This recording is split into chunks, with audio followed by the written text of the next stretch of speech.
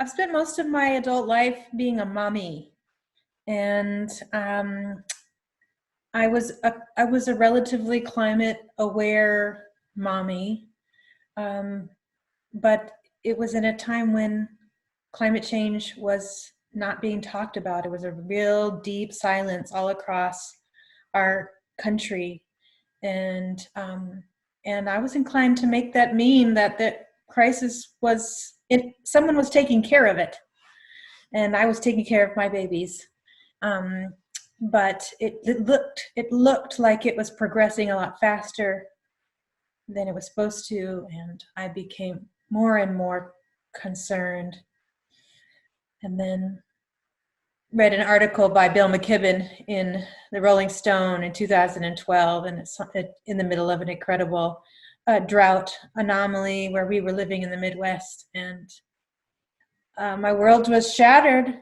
I couldn't continue being the person that I'd been, and couldn't continue living our beautiful little life, renovating an old home and all of that stuff. We had to move into high gear and do everything we could to sound the alarm that it might be too late, but we could still save something.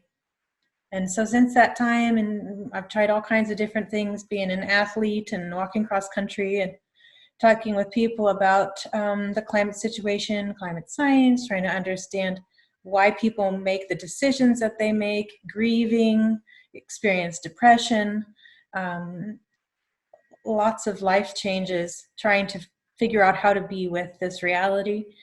And the evolution of Extinction Rebellion, for the climate movement, has been so exciting because it's something that really has the power to work. So I've thrown myself fully into it with Extinction Rebellion America.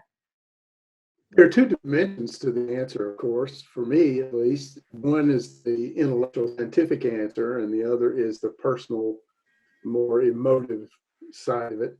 Scientifically, I started realizing that scientists have been saying there have been 5 extinctions in the history of the world, and it looks like there's a 6th one on the way. And I started hearing talk like that maybe 15 years ago. And kind of like Dana suggested, I believed, well, that's fascinating. I'm sure scientists and technologists are all over that, and they'll fix it for us.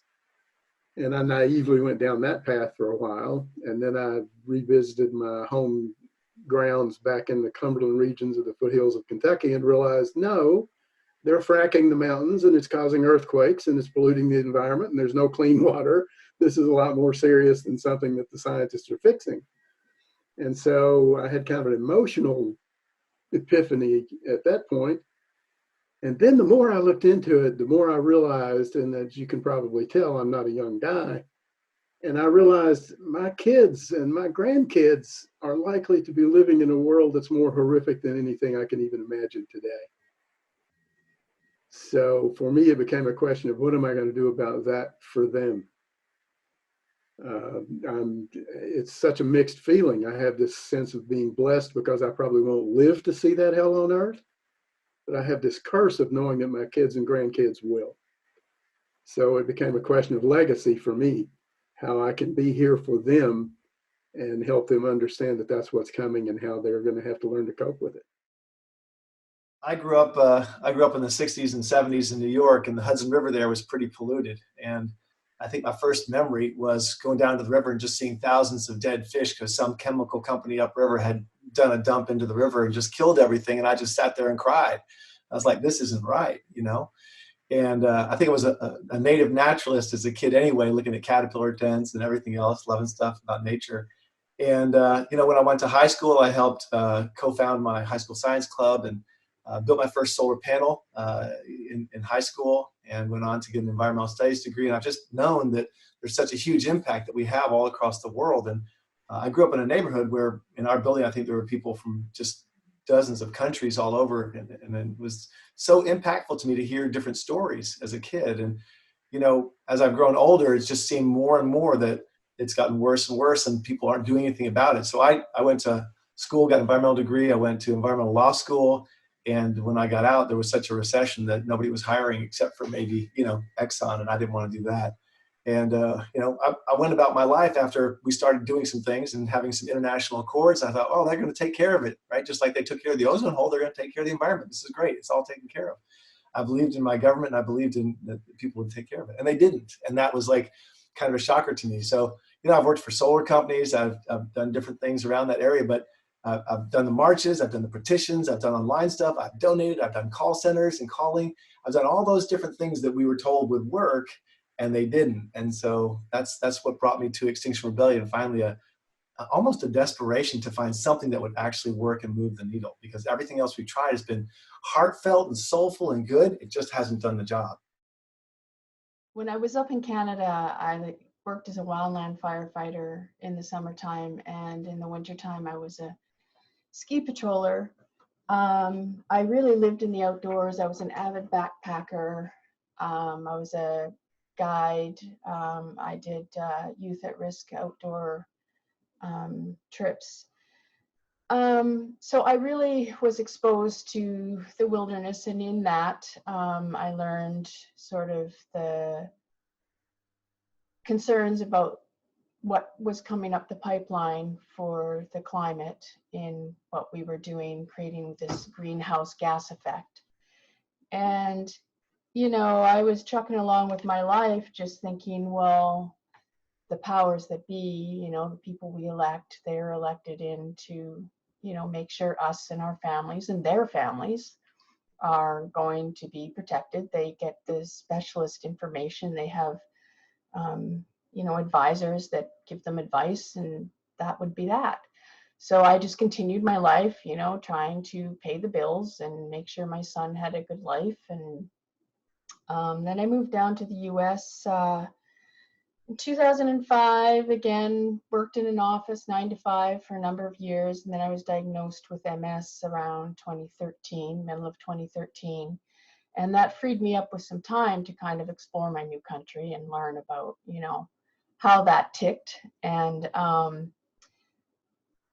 I learned a number of things. There was a lot of issues that needed to be looked at, a lot of issues that I cared very deeply about, from healthcare to social justice to Indigenous rights to just the whole platform of things that a society makes us, you know, that makes our society a whole, a piece. And I found that there was just too many. And there was this bottleneck that seemed to be restraining any real significant work to actually happen. And then around 2018, the IPCC report kind of landed in my lap, and I started following a few scientists to see what was happening. And I was quite honestly shocked. The IPCC report came out saying that we had this window of 12 years with which to keep our breaks at 1.5 to 2 degrees maximum, and what the implications of that would be. And the IPCC has been around for 30 years. And here we are sitting with this magnitude of change that has not changed, given the organization set up to prevent it. So I decided at that point, we are all in this together, and there has to be something that we can do. And that's when Extinction Rebellion kind of came up on my radar, and Greta Thunberg came up on my radar. And so that's ultimately how this came to be for me, was there is something that we can do. We are not all hopeless, and together we can do this, but we need to come together. In an idealistic way, I've wanted to save the planet since I was a little kid. First, I thought that I wanted to be a scientist and then a wildlife biologist, and I went to school for that. But then actually got the education and then kind of changed course, because what I realized was that I didn't want to spend my life studying wildlife and coming up with data to prove what we already knew, which was that we were destroying the planet. Like we already knew everything we needed to know, and we were not acting on it. So that made me kind of despair of that approach. And I took a detour and became a Zen monk and did full-time Zen training for about between 8 and 10 years. I'm a Zen teacher now, but I find myself, because of the crisis, turning back to my original concerns. It's just how can I responsibly take care of my Sangha, my Zen congregation, if the whole planet's on fire? So it seems like I can't ignore that and just focus on my Zen work. So I was so excited when I first heard of Extinction Rebellion. It just it's like, finally, it's like I've been waiting all my life for this thing,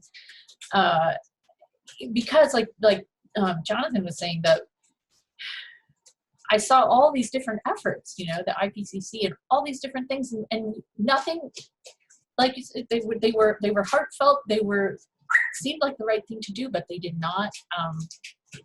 They weren't changing the course of things. We have to do something radical to change the course of things. So Extinction Rebellion, as far as I've seen so far, is the only thing, or civil disobedience is the only thing that is radical enough to change our course, is how I'm feeling. So that is why I came to this